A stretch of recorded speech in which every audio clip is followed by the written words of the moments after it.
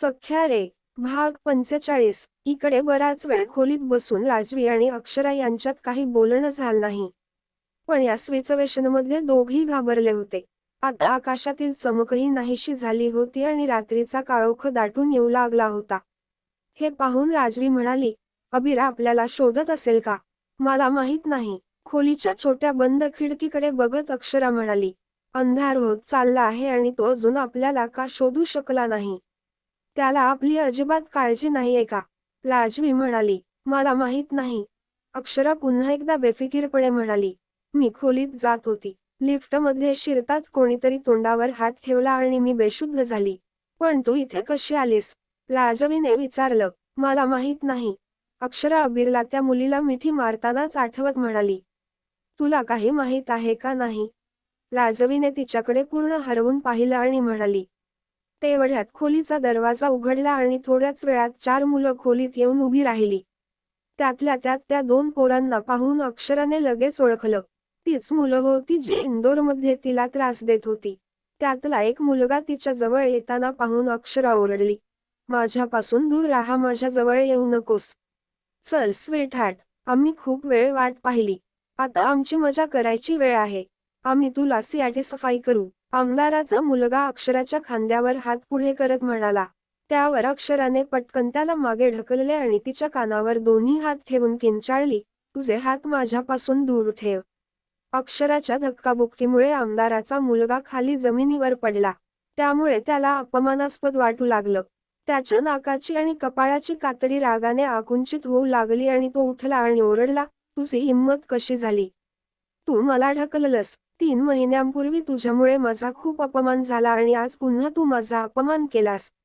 असं म्हणत तो पुढे सरकला आणि अंगठा आणि तर्जनी यांनी अक्षराचे गाल पकडले आणि मग तो म्हणू लागला, आज मी तुला सांगेन की खरा अपमान काय असतो. म्हणजे आज तू स्वतःचा आम्हा सर्वांसमोर तुझे कपडे काढायचे. हाताचा दाब तिच्या गालावर घट्ट बसला आहे असं वाटून अक्षराने हातातून पेट काढला आणि त्या मुलाच्या हाताला जखम होण्यासाठी ती वेगाने हलवू लागली. पण ती तसं करण्याआधीच दुसऱ्या एका मुलाने येऊन तिला पकडलं. तिच्या हातातून पेट हिसकावून घेतला आणि खोलीत फेकून दिला. अक्षराच्या या कृतीमुळे आमदाराच्या मुलाला अधिकच राग येऊ लागला आणि पुढच्याच क्षणी त्याने अक्षराच्या गालावर जोरात थप्पड मारली.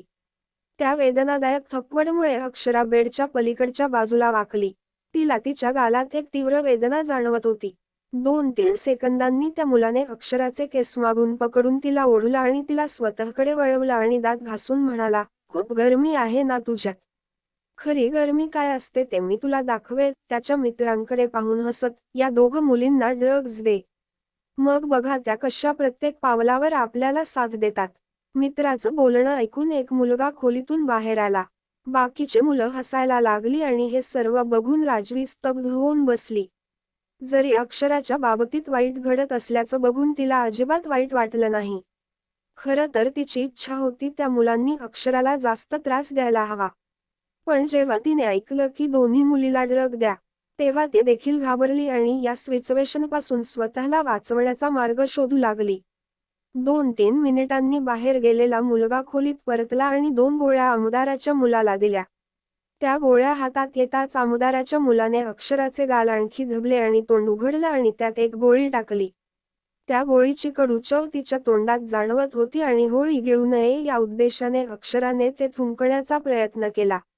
परंतु त्या मुलाने तिच्या तोंडावर आणि नाकावर हात ठेवल्यामुळे ती तिच्या तोंडातून बाहेर पडू शकली नाही. 1 मिनिट धडपड करूनही श्वास घेता न आल्याने शेवटी अक्षराच्या तोंडात ती गोळी विरघळली आणि तिला ती गिळावी लागली.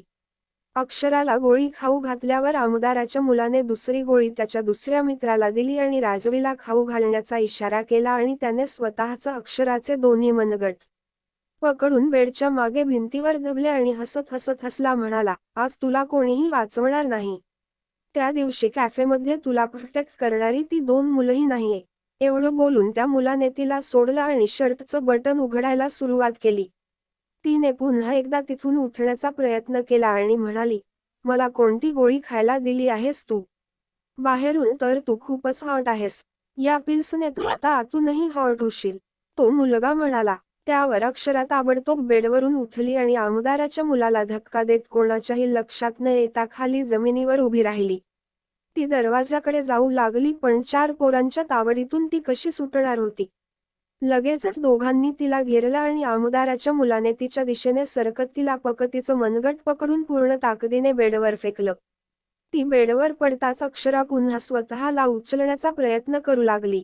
तेवढ्यात तिला आमदाराचा मुलगा तिच्या अंगावर आल्याचा भास झाला आणि त्याचे हात तिच्या ड्रेसपर्यंत पोहोचले. दुसरीकडे इतर मुलं राजवीला पिल्स द्यायला पुढे सरसावत होती. त्यामुळे ती पण हळूहळू बेडवर सरकायला लागली आणि त्यांच्यापासून दूर जाण्याच्या उद्देशाने ती बेडच्या दुसऱ्या कोपऱ्याकडे बघू लागली. आधी अक्षराच्या सोबत वाईट गोष्टी घडत पाहून तिला खूप मजा येत होती, पण आता हा त्रास तिच्याकडे जाताना पाहून राजवीचा चेहरा भीतीने फिका पडू लागला आणि मनातल्या मनात ती अक्षराचा सौदा करून स्वतःला वाचवण्याच्या प्लॅनचा विचार करू लागली. म्हणून जेव्हा त्या मुलांनी तिला पकडण्यासाठी हात पुढे केले तेव्हा ती तिच्या आवाजात जोरदार निर्धाराने म्हणाली, माझ्या जवळ येऊ नकोस. मी कोणाची गर्लफ्रेंड आहे हे तुम्हाला माहीत नाहीये. जर तुम्ही मला बोटाने स्पर्श देखील केलात तर तो तुम्हा सर्वांचे तुकडे करेल, म्हणून आपण एक कॉन्ट्रॅक्ट करूया. राजवीच्या आवाजाने सगळी मुलं जिथे होती तिथे थांबली आणि थट्टा करत तिच्याकडे हसतमुखाने बघू लागले. अगदी इंदोरच्या आमदाराचा मुलगा अक्षराच्या कपड्यांकडे हात पुढे करताना थांबला आणि त्याने भुवया उंचावल्या आणि मित्रांकडे पाहत म्हणाला, तुम्ही सर्वजण तिच्या बॉयफ्रेंडवाल्या धमकीला घाबरले का? किंवा तिच्यासोबत डील करायची आहे तुम्हाला? तिला ते पिल्स द्या आणि हवं ते करा. एवढं बोलून आमदाराच्या मुलाने मान हलवली. त्याने मग अक्षराला खाली आणला आणि तिच्या केसांच्या बटांना हात लावत म्हणाला, या मुलीला कोणीही हात लावणार नाही. तिचं शरीर फक्त माझ्यासाठी बनवलं आहे. तिच्या शरीराचा सुगंध माझ्या श्वासापर्यंत पोहोचावायचा आहे. आज रात्री ते माझ्या मालकीचं आहे. त्याचे एक एक शब्द ऐकून अक्षराजी सतत त्याच्या तावडीतून सुटण्यासाठी धडपडत होती. तिला तिच्या अंगात आणखी भीती जाणवत होती.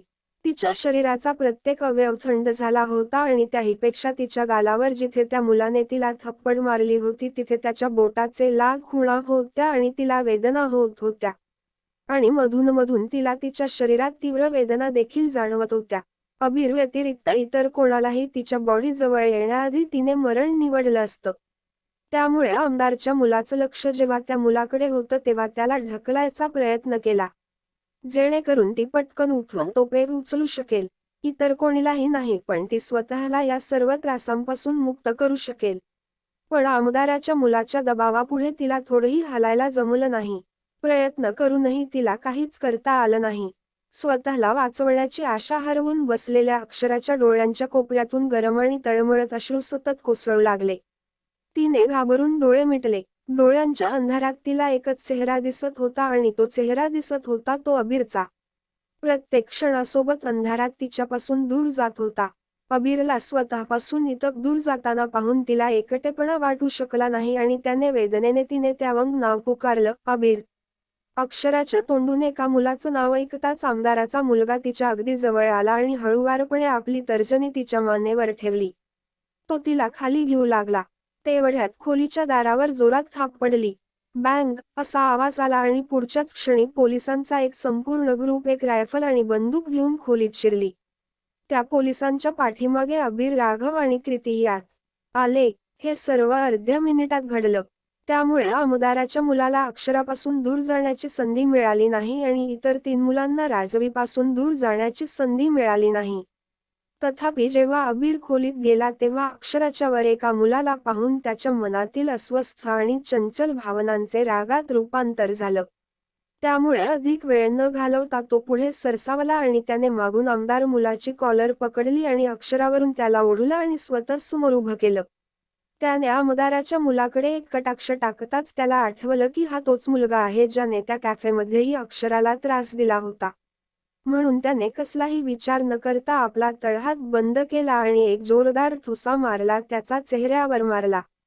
दरम्यान खोलीत अबीर आणि पोलिसांना पाहून अक्षरालाही थोडा दिलासा मिळाला आणि इतकंच काय तर जेव्हा अक्षराने त्या मुलाला तिच्यावरून उचलून तोंडावर ठुसा मारला तेव्हा तिला जरा जास्तच हायस वाटू लागलं. तरीही तिच्या शरीराची थरथर आणि थंडी गेली नव्हती.